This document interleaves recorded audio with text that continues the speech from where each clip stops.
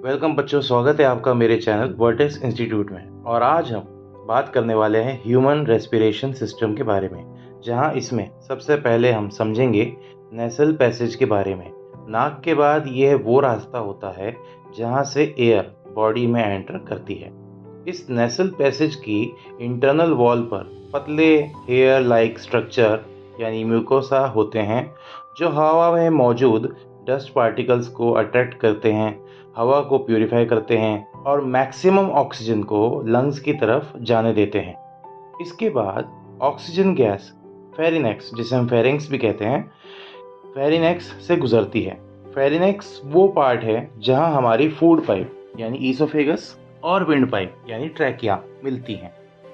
और wind pipe को cover करने के लिए एक स्पेशल ऑर्गन लेयर होती है, इसे एपिग्लोटिस कहते हैं। इसका काम विंड पाइप को कवर करना होता है जब हम बोलस यानी खाना यानी ग्रास को निगल रहे होते हैं।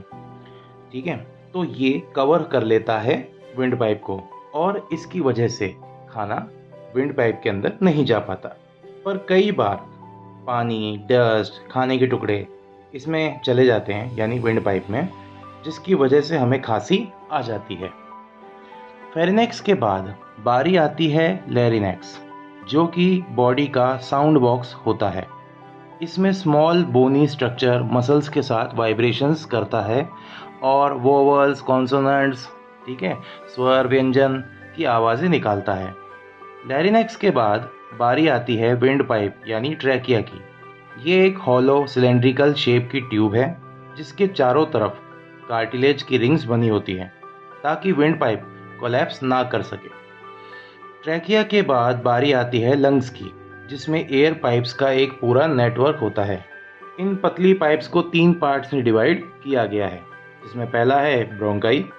ठीक है, ये एक प्लूरल वर्ड है, इसका सिंगुलर वर्ड होता है ब्रोंकस। दूसरा है ब्रोंकियोल्स, ये एक प्लूरल वर्ड है जिसका सिंगुलर वर्ड होता है ब्रोंकियोल। तीसरा है एल्वियोलाई, यानी ये एक प्लूरल वर्ड है जिसका सिंगुलर वर्ड होता है एल्वियोलस। इसके बाद क्या होता है सुनिए। ट्रैकिया के बाद ऑक्सीजन ब्रोंकाई में एंटर करती है। अब बच्चों, सबसे पहले हम ब्रोंकाई के बारे में समझेंगे। ये 2 की संख्या में होती है। इन पर भी रिंग्स ऑफ कार्टिलेज होती हैं ताकि ये कोलैप्स न कर सके। बस ये लंग्स के अंदर होती है, इनमें यही फर्क है। ब्रोंकाई एक प्लूरल वर्ड है और ब्रोंकस यानी इसका एक सिंगुलर वर्ड है। ठीक है बच्चों, ब्रोंकाई के बाद ऑक्सीजन एंटर करती है ब्रोंकियोल्स में। ये सैकड़ों की संख्या में होते हैं, ये लंग्स के अंदर होते हैं। इन पर रिंग्स ऑफ कार्टिलेज नहीं होती और ये पूरे लंग्स में फैली हुई होती हैं ताकि ऑक्सीजन लंग्स के अंदर पूरी तरह से फैल सके। ये चौड़ाई में बहुत पतली होती हैं। ये रिंग्स ऑफ कार्टिलेज की वजह से, जाहिर सी बात है, इनमें रिंग्स ऑफ कार्टिलेज ना होने की वजह से ये छोटी सी पतली टहनियों की तरह समझ सकते हैं इसे। ब्रोंकियोल्स एक प्लूरल वर्ड है, ब्रोंकियोल एक सिंगुलर वर्ड है। अब ब्रोंकियोल्स के बाद ऑक्सीजन एल्वियोलाई में एंटर करती है, जो एक बॉल की शेप जैसी स्ट्रक्चर है और यह ब्रोंकियोल्स के किनारों पर मौजूद होती है, जैसा कि आप वीडियो में देख सकते हैं। ऑक्सीजन इन एल्वियोलाई में जाने के बाद ब्लड में मिक्स होती है। यह डिफ्यूजन से हम समझ सकते हैं, ये डिफ्यूजन से होता है। डिफ्यूजन क्या है इसके बारे में हम बाद में जानेंगे, फिलहाल अब आगे समझिए। एल्वियोलाई के ऊपर ब्लड की छोटी छोटी कैपिलरीज होती हैं जिनमें ब्लड का फ्लो लगातार होता रहता है। इन ब्लड कैपिलरीज की वजह से ही ऑक्सीजन इनमें मिक्स हो जाती है। तो जब ये ब्लड तो ऑक्सीजन को अपने साथ ले जाती हैं और कार्बन डाइऑक्साइड को उसी समय पर एल्वियोलाई के अंदर छोड़ देती हैं यानी रिलीज कर देती हैं, जैसे कि आप वीडियो में देख सकते हैं। मैंने ऑक्सीजन ले जाने वाले ब्लड को रेड से शो किया है और कार्बन डाइऑक्साइड को रिलीज करने वाले ब्लड को ब्लू से शो किया है। हालांकि रियल में, वास्तविकता में, कार्बन डाइऑक्साइड वाला जो ब्लड होता है वो ऑक्सीजन वाले ब्लड से थोड़ा सा डार्क रेड होता है। पर बच्चों, आपको आसानी से समझाने के लिए मैंने यहाँ पर ब्लू कलर का इस्तेमाल किया है। तो रेड कलर वाला जो ब्लड है उसमें ऑक्सीजन है और ब्लू कलर वाला जो ब्लड है उसमें कार्बन डाइऑक्साइड है।